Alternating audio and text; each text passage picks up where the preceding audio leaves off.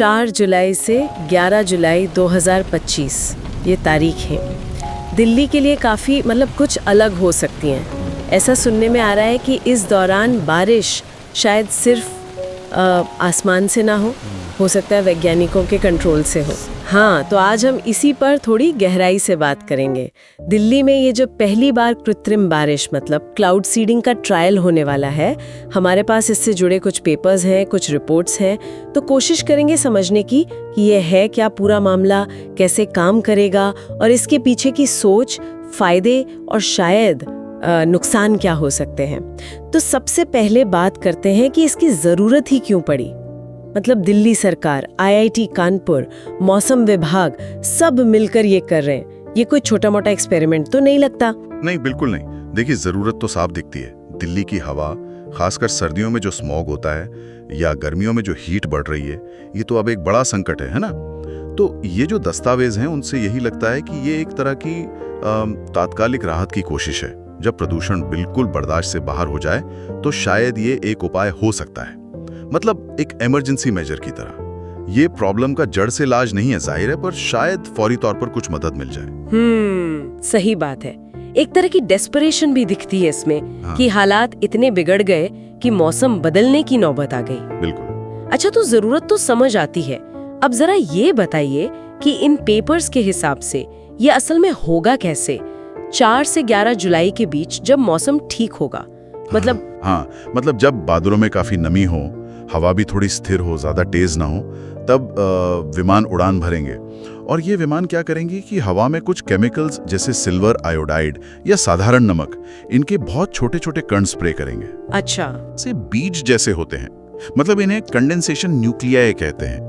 तो बादलों में जो पानी की नन्ही बूंदें होती हैं ना, वो इनके चारों तरफ जमा होने लगती हैं। फिर बड़ी बूंदें बनती हैं, भारी होती हैं और फिर बारिश बनके नीचे गिर जाती हैं। ओह अच्छा, तो ये सीधे पानी नहीं फेंक रहे, बल्कि बारिश बनने के प्रोसेस को बस थोड़ा तेज कर रहे हैं। हाँ बिल्कुल, उसे किक स्टार्ट कर रहे हैं कह सकते हैं। और प्लान है कि कुल 5 उड़ानें होंगी, हर एक करीब 1.5 घंटे की, और लगभग 100 स्क्वायर किलोमीटर का एरिया कवर करेंगी। और ये भी लिखा है कि अगर 60 मिनट में बारिश होती है तो मानेंगे कि एक्सपेरिमेंट सफल रहा।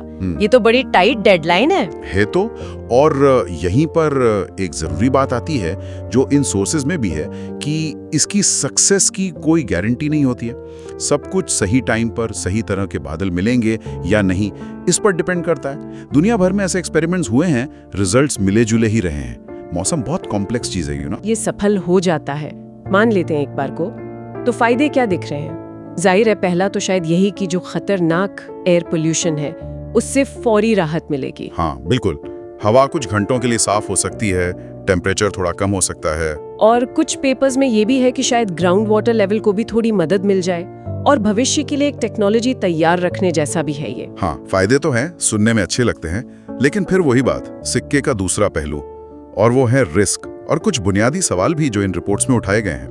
एक तो ये सिल्वर आयोडाइड का इस्तेमाल, वैसे तो कम मात्रा में सेफ मानते हैं, पर अगर बार बार इस्तेमाल हो या बड़े स्केल पर हो तो मिट्टी और पानी पर क्या असर पड़ेगा, इस पर अभी और रिसर्च चाहिए। और अनकंट्रोल्ड बारिश, कहीं लोकल बाढ़ जैसी स्थिति ना बन जाए। हाँ, वो खतरा भी है। अगर अंदाजा सही नहीं बैठा तो कहीं ज्यादा बारिश हो सकती है। मौसम को इस तरह से कंट्रोल करने का हक है, ये प्रकृति में दखलंदाजी है या साइंस का जरूरी इस्तेमाल? ये सिर्फ एक टेक्निकल सवाल नहीं है, ये एक फिलोसॉफिकल, एक एथिकल सवाल भी है। और जैसा मैंने कहा, ये सिम्टम्स का इलाज है, बीमारी का नहीं। कहीं ऐसा ना हो कि इस चक्कर में हम प्रदूषण के जो असली कारण हैं उनसे निपटने में ढीले पड़ जाएं। ये एक बड़ा डर है। तो कुल मिलाकर इन सारे दस्तावेजों को देखें तो एक तस्वीर बनती है। एक तरफ तो विज्ञान का एक बोल्ड स्टेप है, शायद जरूरत भी है दिल्ली के हालात देखते हुए, एक पॉसिबल हल दिखता है, और दूसरी तरफ अनिश्चितता है, रिस्क हैं और गहरे नैतिक सवाल भी हैं। जैसा कि हमारे एक सोर्स में एक लाइन लिखी है जो शायद इस पूरी सिचुएशन को अच्छे से बताती है। इस बार दिल्ली सिर्फ दुआ नहीं मांग रही, वो आसमान को आदेश देने जा रही है। ये लाइन अपने आप में बहुत कुछ कहती है, एम्बिशन भी और रिस्क भी।